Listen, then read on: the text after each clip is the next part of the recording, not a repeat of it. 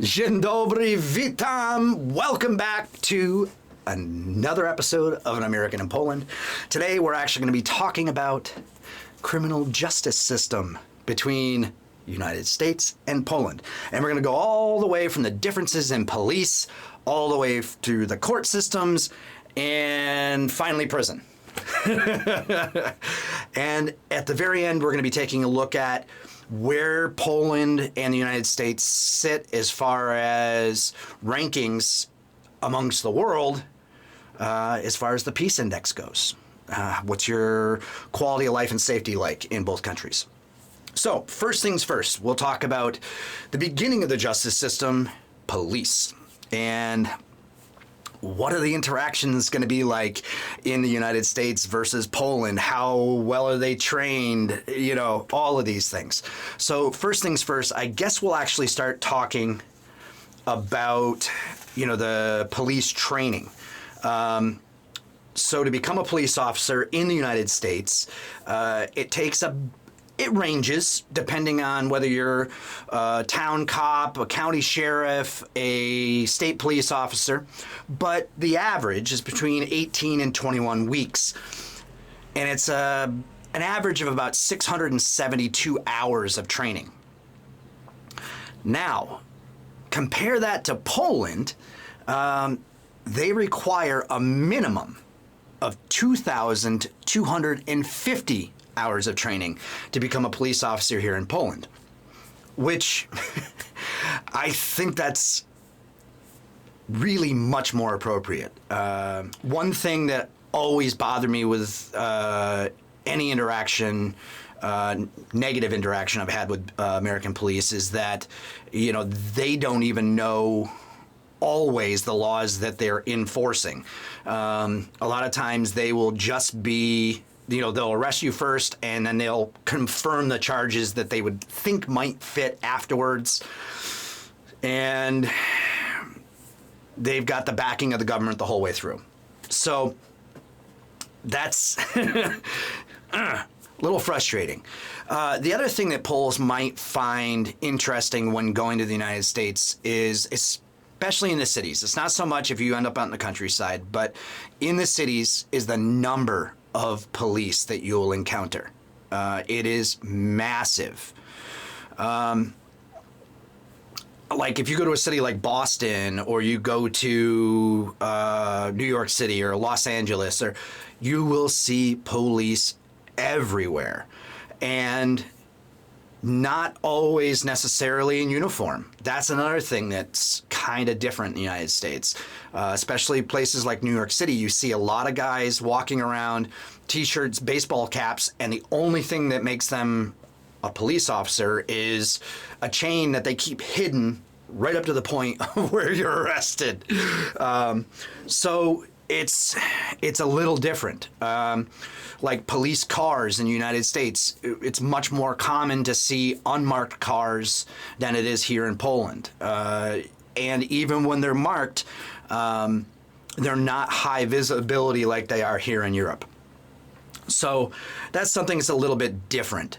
What I found interesting when doing research for this is that when you look at the number of police per 1,000 people, the United States only averages about 2.6, 2.7, depending on the source, whereas Poland actually shows 3 police for every 1,000. So there are more police per 1,000 people in Poland, but they're not, I don't think they're as heavily concentrated. I think they're spread a little bit more evenly throughout the country. Whereas in like a state like Vermont, you might go, 2-3 weeks and never see a police officer, But in a city like Boston, you won't walk a city block without seeing at least one, if not more, at any hour of the day. So, those numbers are a little tough to verify through experience, let's say. So, you've had a bad encounter with the police, and you've been charged with a crime. What happens next? Well, you're supposed to go through, like in the United States, we call it the justice system. And I really think the way that the court system was designed originally, it really was about justice. You know, punishing the guilty. If you're innocent, you know, you really have nothing to worry about. But that's changed a lot. And in the United States, we're told our entire lives that you always have the presumption of innocence, which basically means you are innocent until the government can prove that you're guilty. And that's kind of gone away. Part of the big problem is the government has an inexhaustible source of money in which to prosecute you. And you're going to have to come up with a lot of money to defend yourself. So a lot of people are taking plea bargains just because, you know, plea bargain is when you're willing to say, I'm guilty, so that you receive a lesser sentence, because they can't afford a lawyer. And the public defenders that are given to people who can't afford lawyers, that's what they tell them to do, because they have so many cases, so much work, that they can't properly represent all of their cases. Now, to give you an idea, in the 1970s, the average conviction rate for a federal prosecutor was 72%. So that means that 28% of all people charged were found innocent. So that means, you know, and even that seems a little high, but okay. I mean, that seems reasonable. That number now is 99.6 to 99.8 of all cases that are charged are found guilty. I'm sorry. No one is correct that much. You know? So to give you an idea, direct numbers for that.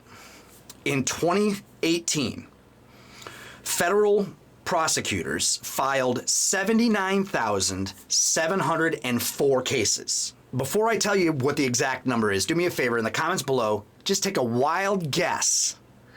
How many of those cases actually were found innocent? I'll give you a second. Okay.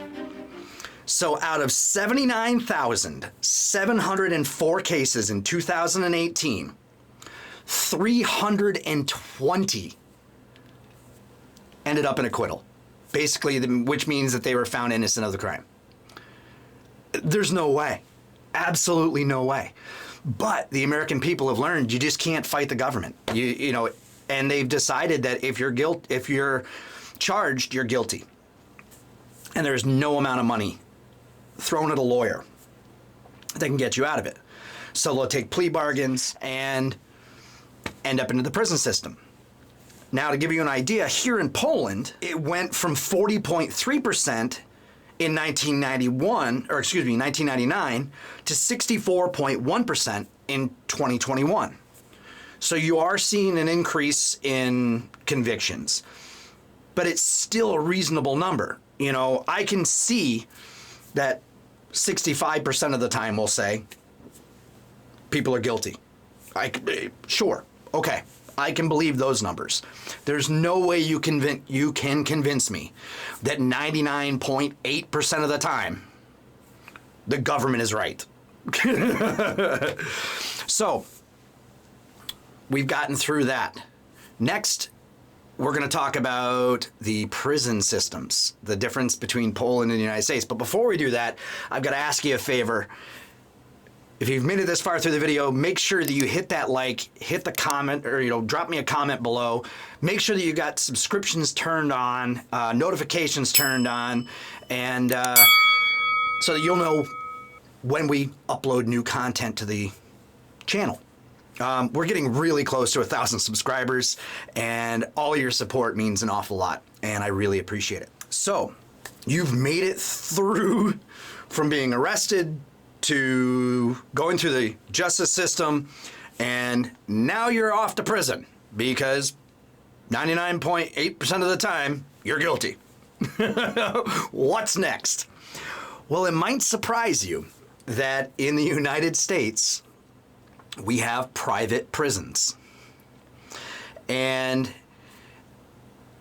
all of these prisons have contracts with different state, federal, and local authorities that they will provide them with a certain number of prisoners every year, or that they're going to pay for a certain number of prisoners every year, whether they're in there or not. Well, states don't want to do that. It's easier to fill the prison up, right? And more prisoners means more profit for these private prisons. One thing that's been really interesting is that the conviction rate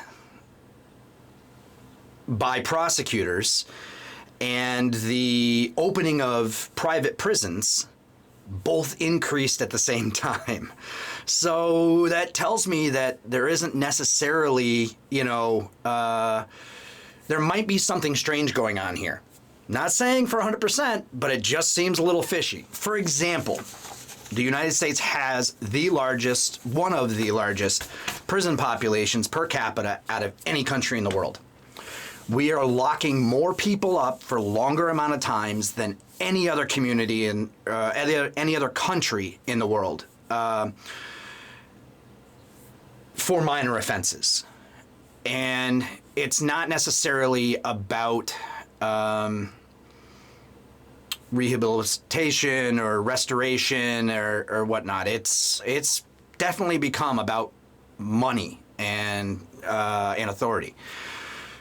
Now, in the United States, just to give you an idea of the scale, the size of this, there are 313,000 correctional officers in the United States alone. In Poland, there's almost 29,000 prison staff in total. That's administration, corrections officers, everything. Everyone who works for the prison is only 29,000. Whereas in the United States, just the correctional officers, just the prison guards, there are 313,000 in the country. It's massive, absolutely massive. I mean, considering that the entire police force of Poland is only 100,000. There's something to be said there. One of the other big issues is after you've gotten out of the justice system in the United States, there isn't a system of what they call restorative justice, which basically means, you did the crime, you were punished for it, and you fulfilled your, commitment to society. You should be able to go on with your life, right? No. In the United States, the record systems have become very thorough, and access to it has become very open. Employers, landlords, people who have, own apartments and things like that, they all have access to this. Banks, lenders, so you can't get a bank loan. You can't get into government housing. You can't. The list goes on and on and on and on. And they wonder why these guys keep ending up back in prison. It's really, really a sad situation that's going on in the United States. So this leads me to my final statement. There is what they call the Global Peace Index. And basically what they do is they take a look at all these factors. How many people do you have locked up? The militarization of your country, the amount of violent crime in your country, the well-being of the people, so the ability for them to feed, clothe, and house themselves, the unemployment rates, all of these go in. There's 23 different factors split up among 3 different categories. Where do you think Poland ranks? Might surprise you. It's 25th, which that's actually pretty amazing. Iceland is number 1.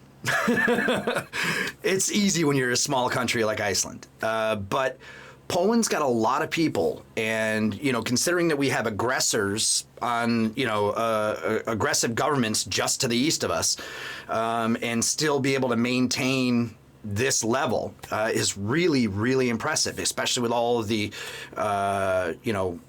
refugees that we've got coming to the country and everything. It's pretty impressive.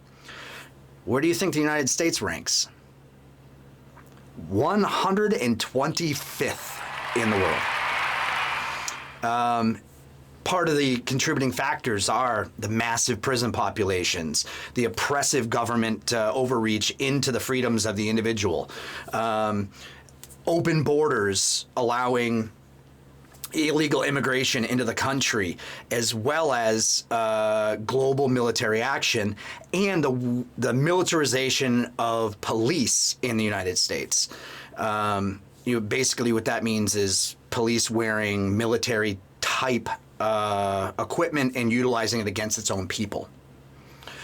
So all of these things for me have been really, really surprising when doing research for this video. So that being said, if you guys have enjoyed this content, do me a huge favor.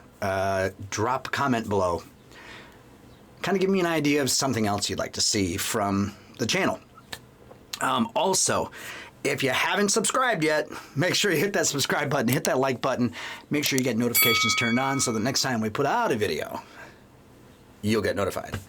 Anyways, I do want to say thank you to everybody for watching, taking the time to listen to me rant about the differences between the United States and Poland, and we'll look forward to seeing you back here next time on An American in Poland. Na razie, dziękuję bardzo, and we'll see you guys soon.